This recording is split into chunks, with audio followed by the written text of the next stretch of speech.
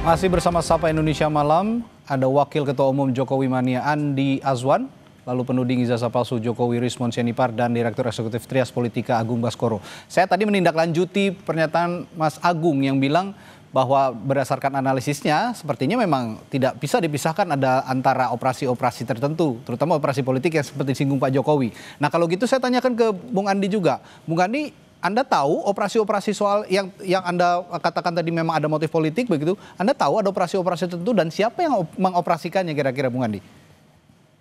Iya, Bang Radit ya, saya setuju apa yang dikatakan Mas Agung itu. Ibaratnya gini, ada orang buang gas ya, baunya kecium semua tapi orangnya nggak ada gitu. Susah ditebak.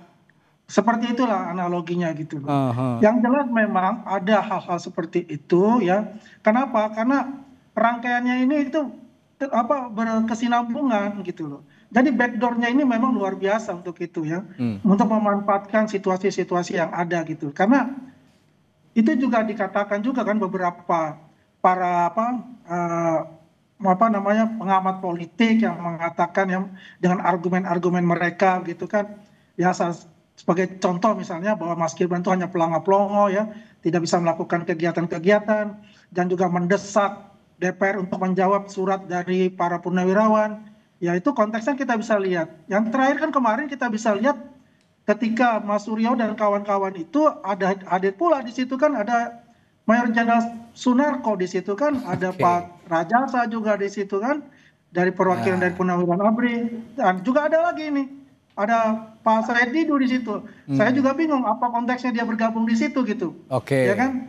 Karena nggak ada korelasinya. Nah ini membuat suatu tanda tanya besar kepada kita semua, dan juga bisa menjadikan suatu ya jadi bola-bola liar gitu. Jadi menganalisa yang jadi bola-bola liar akhirnya yang terjadi, dan itu buat kita itu sudah ada satu gambaran di dalam itu. Yang itu kembali lagi, kita ini bukan orang yang selalu akan menuduh tanpa ada bukti dan maupun data. Begitu Mas Radit. Jadi saya juga ingin minta tanggapan juga kalau gitu dari Bung Rismon. Bung Rismon tadi mengatakan tidak ada motif apa-apa. Ini murni soal untuk mengungkapkan soal kebenaran asli atau tidaknya ijazahnya Pak Jokowi. Tapi menurut Bung Andi kemarin ada beberapa rekan Anda juga Bung Rismon. Ada Mas Roy Suryo di sana, ada Pak Said Didu kehadiran dengan Purnawirawan TNI yang sebelumnya mengusulkan pemakzulan Gibran. Bagaimana tanggapan Anda soal ini?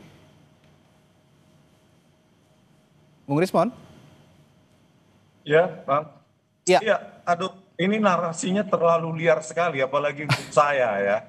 Ini narasinya Bung Andi ini terlalu liar tanpa ada pembuktian latar belakang saya, bagaimana. Saya menulis buku ratusan Pak Andi ya di Amazon. Jadi saya murni ini dan saya juga akan mempertimbangkan untuk melaporkan Pak Jokowi atas dugaan skripsi palsu. Karena memang tidak mendapatkan jawaban yang puas atas keterangan metode forensik yang dilakukan oleh Bareskrim terkait penggunaan cuma indera perasa, diraba, terus disimpulkan bahwa itu produk dari letterpress. Kami ingin ya itu diuji ulang, khususnya skripsi itu. Narasi-narasi liar itu yang disebutkan Bung Andi ya, itu tidak menghentikan langkah saya supaya sejarah Indonesia ini diluruskan dan ke depan tidak ada lagi capres yang memiliki latar belakang khususnya pendidikan yang abu-abu. Ya, ini untuk generasi masa depan. Bung Rismon, artinya kehadiran Mas Roy Suryo kemarin, lalu kehadirannya Pak Said Didu itu tidak ada kaitannya dengan Anda begitu? Anda ingin mengatakan seperti itu ya, Bung Rismon? Kan mencetuskan ini kan murni sejak awal kan saya tidak ada kaitan dengan siapapun. Jadi ya murni saya analisa sesuai dengan kompetensi saya dan itu siap diperdebatkan, dikatakan saya salah dan kita siap seminar, itu nggak ada kaitannya dengan aktivitas-aktivitas politik. Apapun itu tidak ada. Ini murni ya saya datang ke Jogja ya biaya sendiri.